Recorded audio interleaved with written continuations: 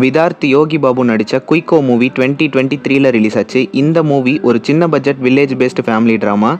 சிம்பிளான ஸ்டோரி. கிட்டத்தட்ட யோகி பாபு தான் படத்தோட ஹீரோ. யோகி பாபு அரபிக் கண்ட்ரீஸில் இருக்கார். இங்கே அவங்க அம்மா இறந்துடுறாங்க. விதார்த் அவங்க மாமாவோட ஸ்பீக்கர் போடுறது, பந்தல் போடுறது, ஐஸ் பாக்ஸ் வாடகை கொடுக்கறது இதெல்லாம் பார்த்துக்கிறாரு.